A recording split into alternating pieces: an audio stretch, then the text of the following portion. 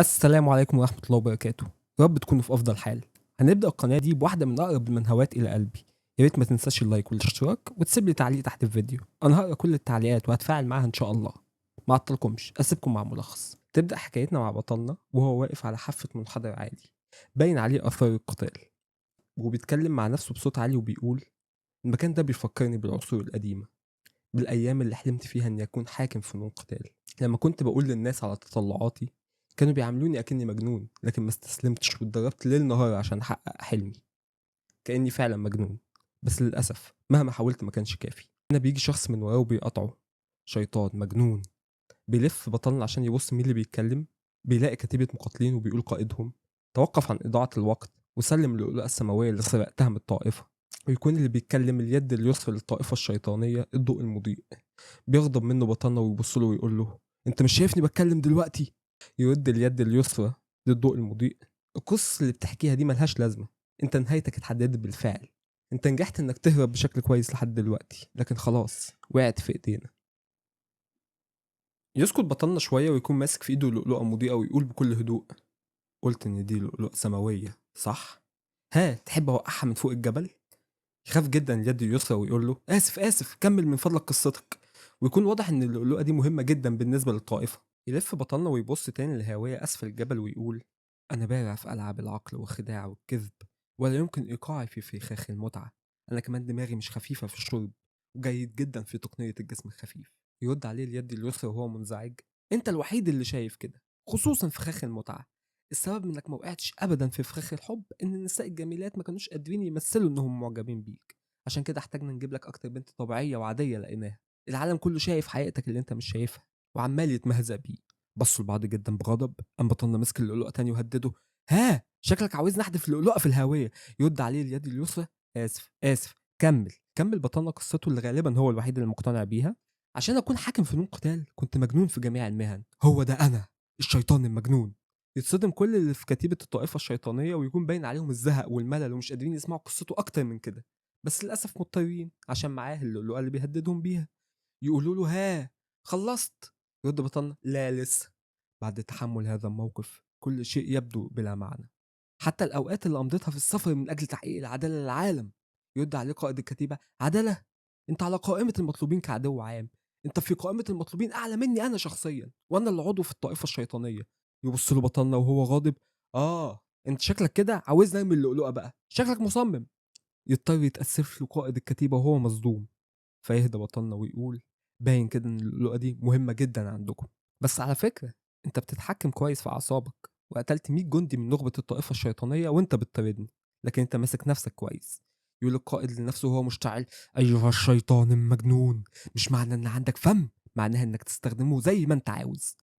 في اللحظه دي يلاحظ بطلنا نيه القتل عند القائد ويقول: تمام، يلا نخلص الموضوع بالقتال، لكن قبل ما نتقاتل لازم اتخلص من اللؤلؤه دي من اعلى الجبل، لان صعب جدا زي ما انت عارف ان انا قاتل وانا ماسكها. هنا يكون القائد هيعيط خلاص: طب بالله عليك خلينا نحلها ودي. بطلنا يكون غاضب جدا منه ويقول له: ودي؟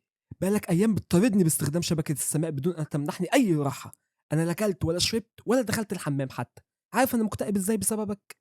يمسك بطلنا اللؤلؤه قدامهم ويقوم بلعها وسط صدمه الكل ويضحك وهو بيقول: طعمها ما كنتش متوقعه، طعمها زي خوخ. القائد يكون بيغلي ويقول له: انت عملت كده فعلا؟ ويقوم الجنود: هجوم، اقتلوه. لا سيبوه حي ونقدمه لقائد الطائفه وهو عايش. تبدا الطائفه بالهجوم وصاحبنا يكون مستعد، ويبدا يقتلهم واحد ورا التاني بايديه المجرده بدون سلاح، ومحدش عارف يتصدى له ولا يلمسه حتى بالسيوف. بيخلص عليهم كلهم، وفجاه يتنقل المشهد ليه وهو بيطير وبيقع من فوق الجبل وبينزف وبيقول لنفسه: هل كان قوي جدا بالنسبة لي إن أتعامل معاه في حالة جسدي دي؟ ويقول القائد وهو بينزف الناحية التانية: الشيطان المجنون، عشان تكون بالقوة دي وجسدك متهالك كده كان أقوى بكتير عن اللي احنا كنا متوقعينه. وبعدين يكتشف إنه رمى بطلنا من فوق الجبل ولؤلؤه في بطنه ويصرخ ويقول: لا. يقول بطلنا لنفسه: مش سيء اللي حصل. ويقول لهم وهو بيقع: أتمنى إني أقتلكم زعيم الطائفة جميعا، اللعنة عليكم. يؤمر قائد جنوده انهم ينزلوا للهاويه يجيبوا بطلنا، او على الاقل اللؤلؤه من بطنه. ويقول بطلنا لنفسه في اخر لحظاته وهو بيقع: على الاقل قتلت قبل وفاتي، قتلت العديد من النخبه من الطائفه الشيطانيه، وسرقت واكلت العنصر المقدس للطائفه. حياتي كانت مثيره للغايه.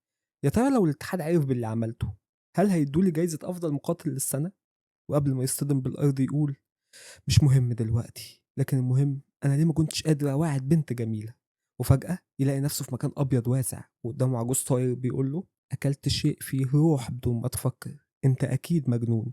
يلاحظ بطلنا إن العجوز ده مش عادي وقوي بشكل جنوني. يكمل العجوز اللؤلؤة اللي أنت أكلتها دي فيها نفوس العديد من فنانين الدفاع عن النفس المهمين. بعد ما أكلتها النفوس دي مش هتطلع، هتفضل ملتصقة بيك، ولو نمت هيصحوك، لو أكلت هياكلوا معاك وهيتمسكوا باللي بتلبسه. بطلنا يكون مندهش جدا وشكله ما كانش عارف المصيبة اللي عملها لما أكل اللؤلؤة. يكمل العجوز ويقول اللي تشيل خاصة بيك هتتهيج ومش هتقدر تسيطر عليها. بطلنا بيكون فرحان إنه هيكون أقوى ومش مصدق نفسه. يبص له العجوز بنظرة مين العبيط ده؟ الشاب ده أكيد أحمق. ويسأل العجوز بطلنا وهو بيبص له بصة اخترقت قلبه أنت أكلت اللؤلؤة ليه؟ خاف جدا بطلنا وحس بالتهديد من نظرة العجوز وقال في نفسه إن العجوز ده قوته تفوق قدراتي بفرق مأهول. لو ما جاوبتش الجواب اللي هو عاوزه هموت. لا ده أنا هتمحي. يجاوب بطلنا أنا ما أكلتش اللؤلؤة عشان عايز أكلها، أنا كنت بس عاوز أتأكد إن زعيم الطائفة مش هيستخدمها قبل ما أموت. أنا بكره زعيم الطائفة الشيطانية جدا، ما بيشوفش الآخرين على إنهم بشر. لو شخص زيه أصبح أقوى أنا حتى مش عاوز أفكر في الموضوع. يعجب العجوز بإجابة بطلنا ويقول له يبقى هي دي طريقتك بقى في فعل الخير، ده سبب وجيه. وبطلنا يكون خد نفسه خلاص بعد ما اطمن العجوز مش هيقتله. يكمل العجوز كلامه ويقول له شريان الحياة اللي هديهولك ده هيكون الأخير، مش هقدر أساعدك تاني لأني هتلقى عقاب.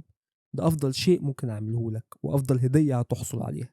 ويكون بطلنا مش فاهم وعلى وشه الدهشة ويبدأ العجوز يضم إيده ويطلع منها ضوء قوي. وفجأة يصحى بطلنا على سرير في نزل ويقول هو ده النزل اللي عشت فيه لما كنت طفل. ونعرف هنا ان بطلنا اسمه يي زاها وهنديه بقيه القصه بزاها. هتسالني ليه؟ هقول لك بحب لعيب الكوره اللي اسمه زاها. ويفتكر بطلنا قبل ما يقع من فوق الجبل لما كان بيقاتل الطائفه الشيطانيه وهو بيقاتل اليد اليسرى بعد ما خلص على كل اتباعه وبيقول له انت ما كنتش تقدر تقاتلني وانا بكامل قوتي، دلوقتي لاني مصاب انت مش خايف وبتتباهى. ويبدا القتال بهجوم القائد على بطلنا زاها. يبدا يجمع زاها الطاقه في كفه وبيقول لنفسه تجميع قوه مزق اصاباتي الداخليه، لكن حتى لو هموت هاخد قائد الكتيبه معايا. وبدأ زها بضربته رحلة للأراضي الفولاذية ويكون اليد اليسرى مجمع الطاقة كمان في كفه ويصطدموا ببعض، المكان يتدمر ويطلع ضوء يعمل الموجودين. يرجع تاني بطلنا للنزل اللي صحي فيه ويقول لنفسه ده فعلا المكان اللي كنت عايش فيه، مش باين ان ده حلم. ايه اللي حصل؟ كان سني حوالي 20 سنة لما كنت عايش هنا. بعد كده فكر في الموضوع شوية وقال لحظة، انا ممكن ابدا تدريب فنون الدفاع عن النفس قبل سنوات من المره اللي فاتت، وطالما اتعلمتها قبل كده هتعلمها المره دي كمان، بل وهكون اقوى من قبل كده. فجاه وهو متحمس يحس بالم رهيب ويكون باين عليه اثار الضرب، لكنه مش فاكر كان امتى وايه السبب. ويلاقي النزل متكسر بالكامل. ويبدا يفتكر انه شغال في النزل ده كخادم وكان في زباين بيضايقوه سالوه ايه السبب انك بتحوش الفلوس. تردد في الرد عليهم ويقول لهم الحقيقه انه يائس ووالده ووالدته توفوا. فقال لهم اول حاجه جت في دماغه انه بيحوش فلوس عشان يروح نزل بلو بلوسوم ويسمع اغنيه لشاي هيانج. ما كانش يعرف ان كلامه ده هيطمع فيه الاشخاص ويفتكروا انه غني وبيكسب فلوس كتير عشان نزل بلو بلوسوم ده اغلى مكان في المدينه وشاي هيانج دي اجمل بنت في المكان. وبداوا يتكلموا عليه في ظهره ويقولوا ان هو فاشل والاشاعات انتشرت، فضربوه وكسروا النزل اللي شغال فيه كخادم. يبدا صاحبنا يقول انه لازم يتفحص حاله جسده بعد العلقه اللي اكلها دي يا عيني. ويبدا يعلم جسده القديم فنون القتال والتامل اللي اتدرب عليهم لما كان شيطان مجنون قبل ما يرجع مره تانية لجسده القديم. اول ما يبدا في التدريب طاقه التشي تنشط وده اللي بيخليه مصدوم ازاي في طاقه تشي في جسده. وفي حياته السابقه في الوقت ده ما كانش عنده اي طاقه تشي، ولاحظ انها موجوده بكميه هائله وبدا رحلته في التعلم. بعد ما يخلص تدريبه وتامله يتفاجئ انه وصل للمرحله الاولى من فن رحله الاراضي الفولاذيه بسرعه جدا. ويبدا يفتكر كلام العجوز وهو بيقول له ده افضل شيء ممكن اقدمه لك وافضل هديه هتحصل عليها. ويبدا يشك ان الطاقه اللي فيه دي بسبب العجوز واللؤلؤه السماويه اللي ابتلعها. بس يتضايق ان نص الطاقه اللي جواه خامله، لكن بيهدي نفسه ويقول مفيش داعي للاستعجال، كده كده هكون اقوى قدام وبشكل اسرع مما اتوقع. ويبدا يحس بجوع شديد بسبب تقنيه القلب فيقرر انه ينزل المدينه ياخد له جوله هناك. وفعلا نزل المدينه وبدا يتمشى وذاكرته بدات تنتعش ببطء. لكن بالفعل الشائعات انتشرت عنه، حادثة العلقة السخنة اللي كلها وتكسير النزل اللي شغال فيه، وكان أهل المدينة بيبصوا له بصات استهزاء وبيتكلموا عنه أبشع الكلام. ويقول لنفسه زها وقتها أنا كنت بتعامل وحش جدا بسبب إني خادم في النزل، أنا كل ما أفكر في الموضوع أحس بغضب شديد. ويوصل زها ساعتها لحانة بلو بلوسوم ويحاول يدخل، لكن الحراس بيعترضوه ويحتكروه لأنه عاوز يدخل وهو مجرد خادم في النزل. بيبدأوا ياكلوه نفس العلقة اللي خدها في النزل اللي شغال فيه خادم. يا عيني بقى شيطان الفنون القتالية بياكل علق بس من بداية القصة. امال شيطان على ايه بس؟ نرجع لموضوعنا. لكن اللي بيضايقه فعلا ان البنت اللي كان معجب بيها تشاي هيانج بتبص له بصه غريبه، بصه احتقار. يرجع النُص بتاعه بعد ما أكل العلقة التمام وجسمه كله منفخ، والناس عمّالة تتكلم عليه وهو ماشي وبيبصوا له بصات استهزاء، وبطلنا ما فيش غير حاجة واحدة بس في باله، ليه؟ أنا عملت إيه؟ إيه الغلط اللي أنا عملته؟ وبيكون بيبكي، لكن يفوق ويقول صح، حتى الشيطان المجنون عدّى عليه أوقات زي دي، لكن أنا دلوقتي عُدت في الوقت المثالي وهاغيّر كل حاجة. بعد كام يوم لمّا شُفي من إصابته رجع تاني قدّام حانة بلو بلوسوم وكان بيحدّق الناظر فيها. حد من الحانة حاول يتنمر عليه ويهجم عليه، لكن بطلنا ظهر المرة دي عنده خطة تانية تمامًا، تفادى الهجوم ورد عليه بهجوم أكتر. الراجل سقط في الحال وكمل الظهر طريقه للحانة، لكن وقفوا الحراس وقالوا يا دي النيلة انت تاني ما شبعتش من العلقة الأولى؟ قال لهم بس أنا داخل أشرب وآكل بفلوسي، ودي مش طريقة كويسة للتعامل مع ضيوفكم. والمرة دي واضح إن في حاجة مختلفة. حاول واحد منهم يهاجمه لكن خلاص ظهر القديم مات، تجنب الهجوم وبوم لزق دماغه في الأرض. أغمى على الحارس بعد الهجوم ده ودخل ظهر المكان وبعلو صوته قال بحق الجحيم انتوا بتعملوا ايه يا حمقى؟ استقبلوا عملكم. الحانة كلها جالها حالة من الذهول وبصوا له كلهم من غير ما حد ينطق كلمة، كله في مكانه وهو بيبتسم.